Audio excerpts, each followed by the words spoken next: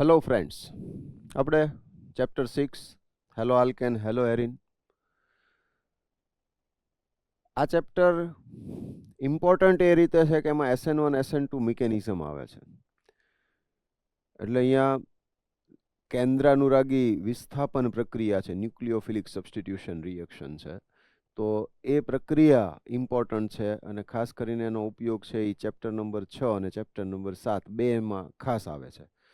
તો એ રીતે રિએક્શન્સ બધી અગત્યની કહેવાય. ચેપ્ટરની અંદર આપણે જે આ ઓવરઓલ લર્ન કરશું એની અંદર શીખવાનું જે છે એમાં પહેલું આપણે લેશું આયુપેક નેમિંગ, ક્લાસિફિકેશન એટલે કે વર્ગીકરણ. ત્યાર પછી આપણે સીબોન્ડ એક્સનો સ્વભાવ, ત્યાર પછી આલ્કાઇલ હેલાઇડ અને એરાઇલ હેલાઇડની બનાવટની વાત કરશું. એ થઈ જાય પછી ભૌતિક ગુણધર્મો અને ત્યાર પછી રાસાયણિક ગુણધર્મો. રાસાયણિક ગુણધર્મોમાં બે SN1 SN2 મિકેનિઝમ ભણવાની છે, એ જ સૌથી અગત્યનો પાર્ટ છે. બાકીનું બધું જે કાંઈ આગળ પાછળ થોડું ઘણું આવતું હશે મોટા ભાગનું આવી ગયેલું હશે, એટલે બીજું કંઈ નવીન નથી આ ચેપ્ટરમાં. પણ આપણે એક બીજું એવું ધ્યાન રાખશું કે જે આલ્કોહોલ અને ઇથરમાં જે SN1 SN2 રિએક્શન થાય છે તો એ આપણે આ ચેપ્ટરમાં ભણી લેશું. એટલે મિકેનિઝમના પોઈન્ટ ઓફ વ્યૂ આપણે ત્યાં કામ નહીં કરીએ. બરાબર છે? તો અહીંયા આગળ આપણે જોતા જઈએ કે કેવી રીતના વર્ગીકરણ આપેલું છે અને નામકરણ કેવી રીતના છે. હેલોજનયુક્ત સંયોજનો છે એ જમીનના બેક્ટેરિયા દ્વારા તેઓને તોડવાની પ્રક્રિયા સામે પ્રતિરોધકતા દર્શાવતા હોવાથી પર્યાવરણમાં દ્રઢપણે હાજર જોવા મળે છે. એટલે પર્યાવરણને નુકસાનકારક છે એવું કહે છે.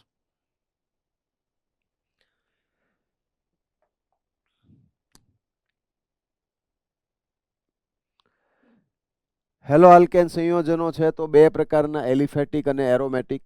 જે એરોમેટિક નથી એ બધા એલિફેટિક એમ કહી શકાય. હાઇડ્રોજનનું વિસ્થાપન હેલોજન વડે થાય. હવે એ આલ્કેનમાં હેલોજન વડે થાય તો આલ્કાઇલ હેલાઇડ કહેતા હોઈએ, હાઇડ્રોકાર્બનમાં થાય તો. અને જો એરોમેટિક રિંગમાં હાઇડ્રોજનની જગ્યાએ હેલોજન આવે તો એરાઇલ હેલાઇડ કહેવાય. તો આ નોર્મલ હેલો આલ્કેન અને હેલો એરિન કોને કહેવાય એ પ્રકારની સમજ. અહીંયા આગળ કેટલીક ઇન્ફોર્મેશન છે, આપણે એ ઇન્ફોર્મેશનને ધ્યાનમાં રાખશું.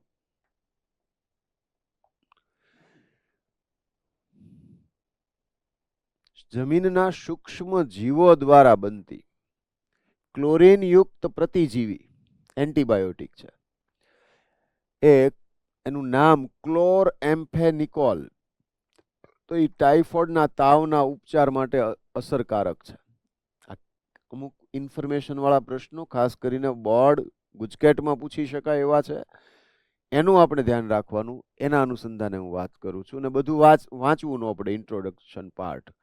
પછી આયોડિન ધરાવતો જે થાઇરોક્સિન નામનો જે હોર્મોન્સ છે, અંતઃસ્ત્રાવ છે, એની ઉણપ હોય તો ગોઈટર નામનો રોગ થાય છે અને એટલા માટે આપણને ઓલું આયોડિન યુક્ત મીઠું ખવડાવે છે. એટલે કંપનીવાળાને વેસ્ટેજ વધતો તો એ આપણને પેકિંગ કરીને સરસ મજાનું વેચે છે.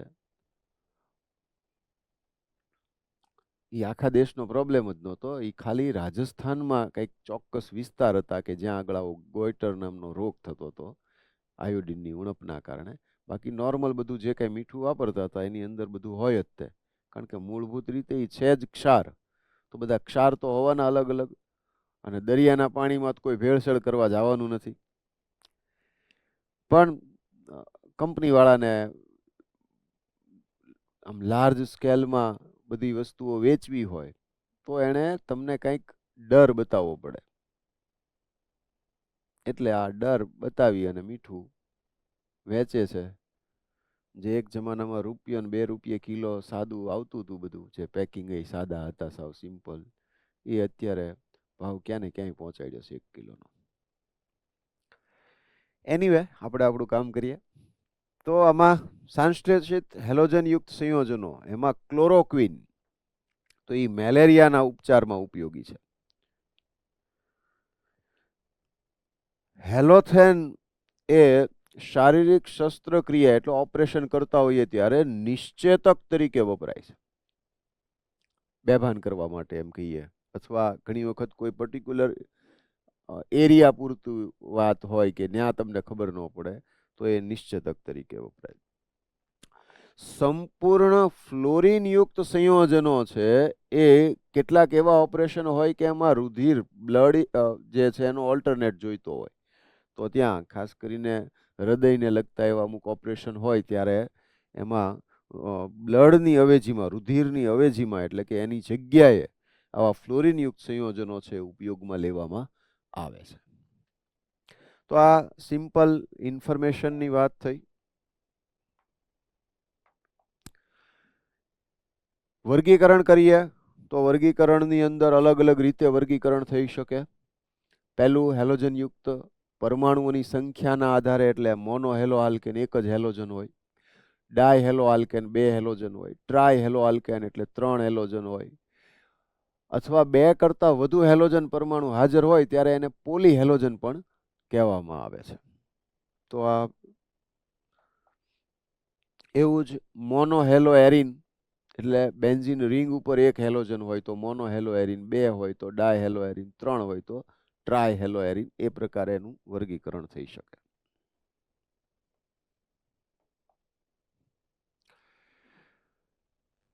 sp3 કાર્બન જે છે તો sp3 C બોન્ડ X ધરાવતા જે સંયોજનો છે, હવે બધું અલગ રીતે પાછું. હવે હેલોજન જે કાર્બન સાથે બોન્ડિંગમાં હોય, જોડાયેલો હોય, એ કાર્બનના સંકરણના આધારે એમ કહી શકીએ આપણે. તો સંકરણ પ્રમાણે જોવા જાવ તો sp3 કાર્બન હારે હેલોજન હોય એવા સંયોજનો, એમાં પાછું વર્ગીકરણ અલગ અલગ રીતે, કે એક આલ્કાઇલ હેલાઇડ અથવા હેલો આલ્કેન સંયોજનો, એટલે એમાં 1 ડિગ્રી, 2 ડિગ્રી ને 3 ડિગ્રી હોય. આ રીતે.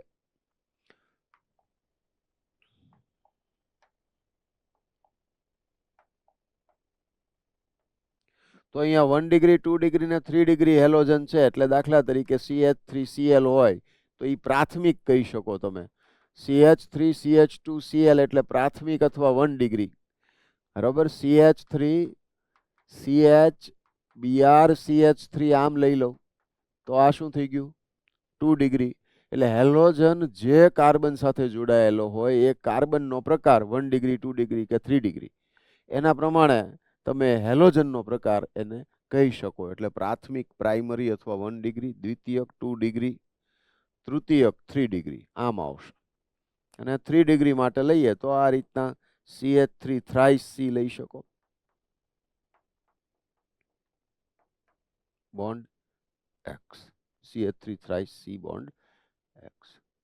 તો આ 3 ડિગ્રી હેલોજન છે. ઓકે. તો આ કાર્બનનું સંકરણ sp3 હોય એવું.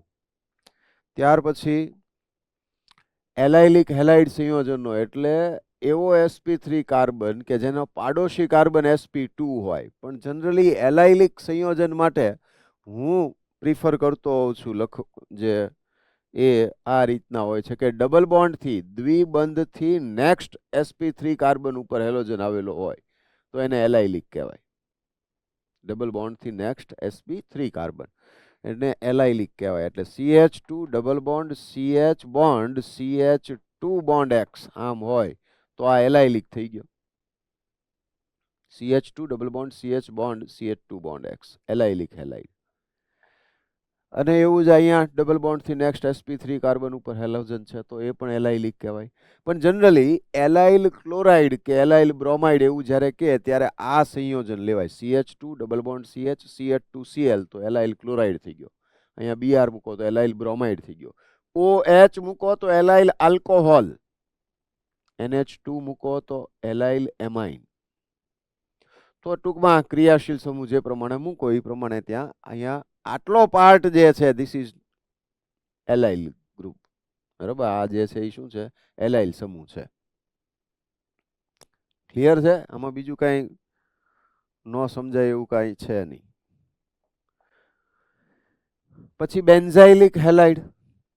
હવે એમાં બેન્ઝીન રિંગ છે એને જુદી પાડી. આમ જોવા જાવ તો બેન્ઝીન રિંગના બધા કાર્બન sp2 જ છે, બરાબર. આપણે વાત sp2 કાર્બન વાળા થી નેક્સ્ટ sp3 કાર્બનની જ કરીએ છીએ. પણ એરોમેટિક રિંગ આવે એટલે એક આખી સ્થિતિ બદલાઈ ગઈ કહેવાય. એટલે એરોમેટિક રિંગ સાથે સીધો જે sp3 કાર્બન જોડાયેલો હોય એ sp3 કાર્બન હેલોજન પર જે હેલોજન હોય ત્યારે એ શું થશે? તો એ બેન્ઝાઇલિક થશે. બરાબર? એટલે અહીંયા બેન્ઝાઇલિક અને એમાં બેન્ઝાઇલિકમાં પાછા અગેન 1 ડિગ્રી 2 ડિગ્રી 3 ડિગ્રી કાર્બનની જે ડિગ્રી હોય એના પ્રમાણે જ કરીએ છીએ, તો એ જ પ્રમાણે વર્ગીકરણ થશે.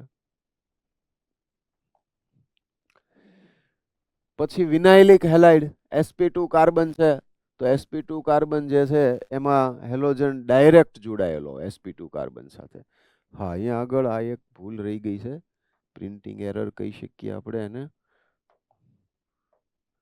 તો અહીંયા CH2 double bond CH bond X આમ આવે, વિનાઇલ આને કહેવાય. આ એલાઇલ જ થઈ ગયું છે ને, આખું એલાઇલ જ મૂક્યું છે બે જગ્યાએ. ત્યાં મૂકવાના કયા હતા? વિનાઇલ. તો આ એક double bonded carbon sp2 carbon સાથે સીધો હેલોજન જોડાયેલો હોય ત્યારની વાત છે. બરાબર?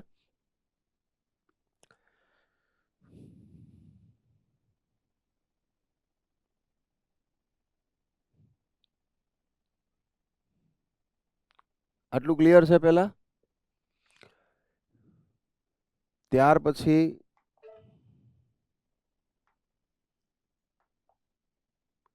એરાઇલ હેલાઇડ સંયોજનો sp2 કાર્બન સાથે ડાયરેક્ટલી બોન્ડિંગમાં હેલોજન આવ્યું ને, એટલે એરાઇલ હેલાઇડ. તો એરાઇલ હેલાઇડમાં એરોમેટિક રિંગ ઉપર હેલોજન સીધો જોડાયેલો હોય તો એરાઇલ હેલાઇડ. ક્લોરોબેન્ઝીન, બ્રોમોબેન્ઝીન, આયોડોબેન્ઝીન, ફ્લોરોબેન્ઝીન બધા એરાઇલ હેલાઇડ થઈ ગયા. હવે જો વાત કરીએ નામકરણની, તો આનું નામકરણ જે છે એ આલ્કાઇલ હેલાઇડ પ્રકારના સંયોજનો હોય તો એમાં હેલો આલ્કેન ઉપરથી થશે.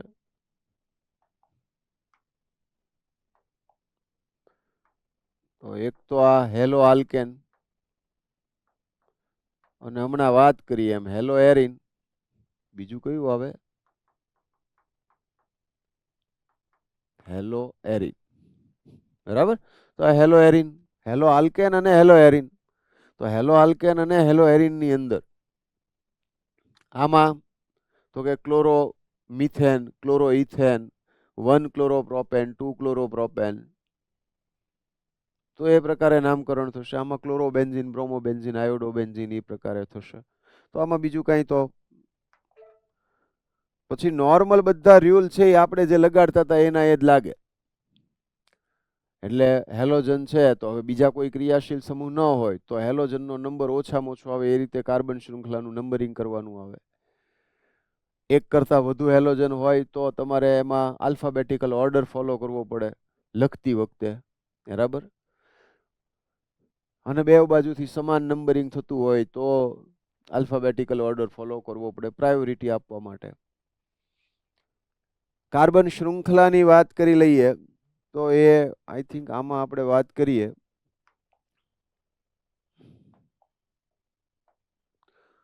જો આ રીતે CH3 બોન્ડ ટાઈપનું સ્ટ્રક્ચર હોય તો આઈસો પૂર્વક લાગે. જો CH3 CH2 CH bond CH3 ટાઈપનું સ્ટ્રક્ચર હોય તો આ બ્યુટાઇલ દ્વિતીયક છે 2 ડિગ્રી. બરાબર? આ દ્વિતીયક બ્યુટાઇલ થઈ ગયું 2 ડિગ્રી. એટલે એક તો આ બેનો ફરક સમજવાનો. CH3 બોન્ડ ટાઈપનું આવે તો આઈસો લાગે. એક જ કાર્બન ઉપર આ રીતે બે મિથાઇલ આવવા જોઈએ ત્યારે આઈસો લાગે. આ દ્વિતીયક થઈ ગયું. તૃતીયક એટલે CH3 થ્રાઇસ C જે છે, અને અહીંયા કોઈ હેલોજન આવે ત્યારે આ 3 ડિગ્રી થઈ ગયું કે કોઈ સમૂહ આવે ક્રિયાશીલ તો આ 3 ડિગ્રી ટર્શરી બ્યુટાઇલ થઈ ગયું. આ ટર્શરી બ્યુટાઇલ. અને CH3 thrice C bond CH2 bond આમ આવે તો આ જે છે એ નિયો થઈ ગયું. પછી 5 કાર્બન હોય તો નિયો પેન્ટાઇલ. બરાબર? એટલે અહીંયા Cl મૂકી દો, નિયો પેન્ટાઇલ ક્લોરાઇડ. અહીંયા Br મૂકી દો, નિયો પેન્ટાઇલ બ્રોમાઇડ. આમ થશે. અહીંયા આગળ 3 ડિગ્રી છે ટર્શરી, તો અહીંયા Cl મૂકી દો, ટર્શરી બ્યુટાઇલ ક્લોરાઇડ. અહીંયા Br મૂકી દો, ટર્શરી બ્યુટાઇલ બ્રોમાઇડ. અહીંયા CH3CH બોન્ડ Cl છે તો આઇસોપ્રોપાઇલ ક્લોરાઇડ. CH3CHBr CH3 આઇસોપ્રોપાઇલ bromide. બરાબર. તો આ એક અલગ રીતે જે પ્રચલિત નામ છે એ જ તમને યાદ કરાવવાના છે. આયુપેક તો મોસ્ટલી આવડતા હોય અને આવડતા હોવા જોઈએ.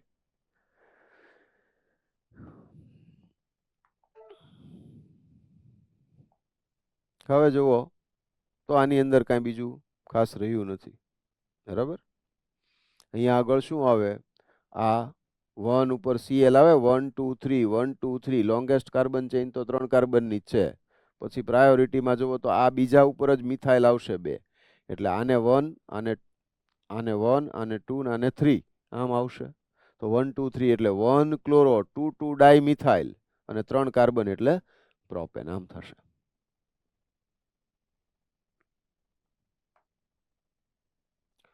ત્યાર પછી જેમિનલ અને વિસિનલ ડાયહેલાઇડ વાળી વાત છે, એ ખાસ કરવાની. જેમિનલ ડાયહેલાઇડ જે છે એ કોને કહેવાય? તો એમાં જેમિનલ જે છે, તો જેમિનલ ડાયહેલાઇડ એટલે એક જ કાર્બન પર 2 સમાન સમૂહ હોય.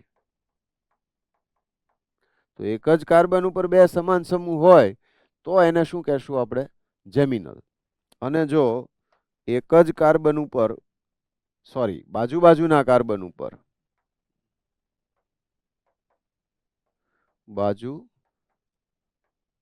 બાજુના કાર્બન પર સમાન સમૂહ આવે તો વિસિનલ કહેશું. વીછી સમજો છો ને? વીછીમાં શું હોય? એટલે પેલું સાપ ને વીછી ને એવું કહે ને, ડંખે આપણને, અને જનરલી પાડોશી હોય એ ડંખે આપણને, એટલે વીછી બાજુવાળો હોય. વીછી કોણ હોય? બાજુવાળો. એના ઉપરથી વીછી યાદ રાખવાનું, બાજુમાં એમ. આ જસ્ટ યાદ રાખવા માટેની વાત છે. બીજું અહીંયા આગળ બહુ જ ધ્યાનમાં રાખવા જેવી જો વાત મને લાગતી હોય તો જેમિનલનું નામકરણ જે છે એ આલ્કાઇલિડીન હેલાઇડ આવું થાય છે. આમાં ડાય શબ્દ વપરાય છે, આમાં નથી વપરાતો. મોટો ફરક. દાખલા તરીકે ઇથાઇલિડીન ક્લોરાઇડ, આમાં ડાય ક્લોરાઇડ ન લખ્યું, પણ ઇથાઇલિડીન એવું આવે એટલે સમજી જવું પડે કે આમાં 2 હેલોજન જ હોય.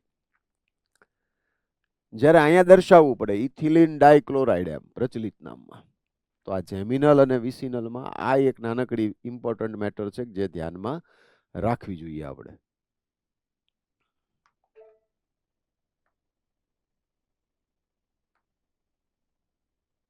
પછી આ બધા જે કાંઈ આપેલા છે સ્ટ્રક્ચર્સ, તો એ તમે તમારી રીતે જોઈ લેજો. જુઓ આ CH3CH2 CH બોન્ડ મેં કર્યું હતું CH3, તો આ બોન્ડ છે ત્યાં Cl મૂક્યું એટલે દ્વિતીયક બ્યુટાઇલ ક્લોરાઇડ થઈ ગયું. અને આયુપેક નામ કરો તો આ 1 2 3 અને 4, તો 2 ક્લોરો થઈ ગયું બ્યુટેન. CH3 થ્રાઇસ CH2Br, તો CH3 થ્રાઇસ CH2 એટલે નિયો કહેવાય, તો નિયો પેન્ટાઇલ બ્રોમાઇડ થઈ ગયું. અને આમ આ CH3 થ્રાઇસ C એટલે આમ તમે લખો એટલે ખ્યાલ આવે, CH2Br આમ, તો આ 1 આ 2 અને આ 3. બીજા કાર્બન ઉપર 2 મિથાઇલ છે તો 2 2 ડાયમિથાઇલ. બરાબર. 1 બ્રોમો 2 2 ડાયમિથાઇલ પ્રોપેન એમ થશે. આ ટર્શરી તૃતીયક છે, tertiary butyl bromide. Vinyl CH2 double bond CH એટલે વિનાઇલ, તો એની પાછળ Cl મૂકો તો vinyl chloride, vinyl bromide, vinyl iodide એવી રીતના બની શકે. તો અહીંયા vinyl chloride mostly well known છે. CH2 double bond CH CH2Br, મેં તમને કીધું હતું કે આને એલાઇલ કહેવાય. આમ તો જનરલ ફોર્મ છે એલાઇલી, પણ અહીંયા જનરલી એલાઇલ ક્લોરાઇડ કે એલાઇલ બ્રોમાઇડ એવું કહે ત્યારે CH2 double bond CH CH2 bond પછી Cl કે Br મૂકેલો હોય એ રીતનું હોય છે. તો એ કોમન નેમમાં. પછી એમાં ડબલ બોન્ડને પ્રાયોરિટી મળે એટલે આને 1 કહેવું પડે. તો આ 1 2 ને 3 3 બ્રોમો પ્રોપ 1 ઇન થાય કે પ્રોપ ઇન થાય. બરાબર, પ્રોપ 1 ઇન સાચું જ છે. તો અહીંયા આ રીતે એનું આયુપેક નામ થશે. તો આમાં 1 બ્રોમો ન કરી નાખીએ, ધ્યાન રાખવાનું કે ડબલ બોન્ડને પ્રાયોરિટી મળે. Cl ને CH3 છે તો ઓર્થોક્લોરો ટોલ્યુઇન અથવા તો 1 chloro 2 methyl benzene.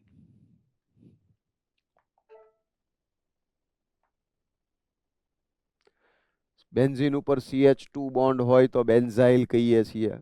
CH2Cl2 methylene chloride dichloromethane, CHCl3 chloroform, CHBr3 bromoform અને CHI3 આયોડોફોર્મ. આમ હોય ને CHI3 તો આયોડોફોર્મ. CH3 CH2 CH2F N propyl fluoride.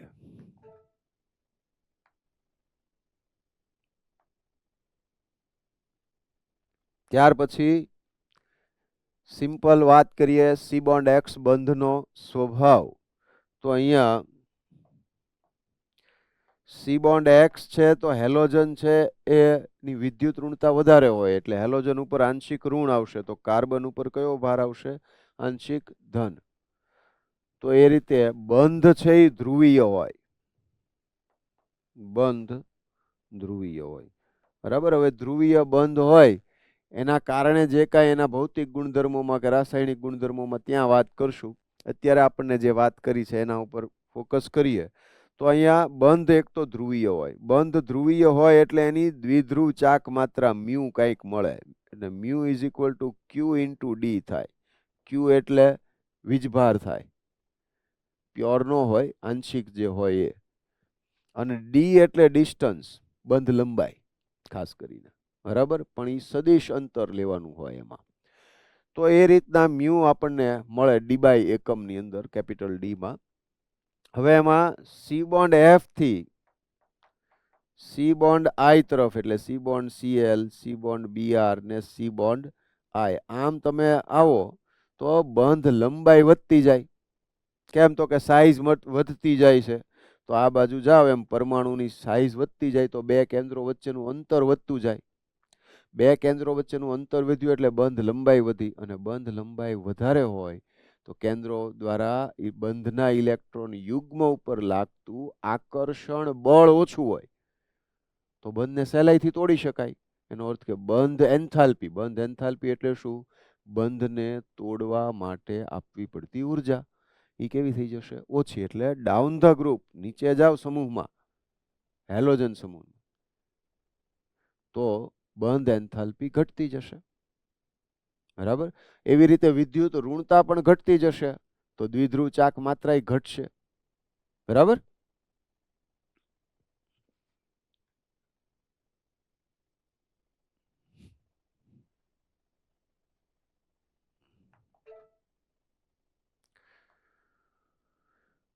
તો અહીંયા બંધ લંબાઈ ધીમે ધીમે વધતી જાય છે એ આપી દીધું છે તમને.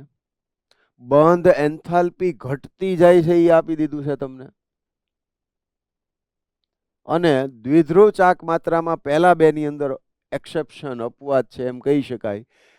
CH3F સૌથી વધુ વિદ્યુત ઋણ છે પણ છતાં એની દ્વિધ્રુવ ચાક માત્રા ઓછી છે, 1.84, અને CH3Cl ની 1.86 છે. મે બી મેઇન રીઝન એ હોઈ શકે કે બંધ લંબાઈનો જે ફેરફાર છે, સી બોન્ડ એફ ની બંધ લંબાઈ છે એ બહુ ટૂંકી હશે ને એની સાપેક્ષમાં સી બોન્ડ Cl ની વધારે હશે. તો એ ડિફરન્સના લીધે અને વિદ્યુત ઋણતામાં બહુ મોટા તફાવત ન હોય તો એના કારણે શું થતું હશે? એમાં દ્વિધ્રુવ ચાક માત્રા Cl વાળાની વધી જાય છે, સી બોન્ડ Cl ની, CH3Cl.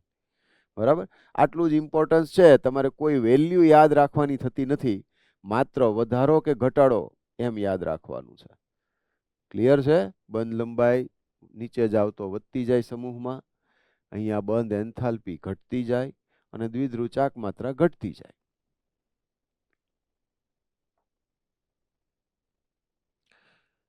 પ્રશ્નો બહુ જ સહેલા છે તો તમને પ્રશ્નો તો હું નથી કરાવતો. તમારે હોમવર્કની અંદર જે કામ કરવાનું છે એ એટલું સમજી લ્યો કે ભાઈ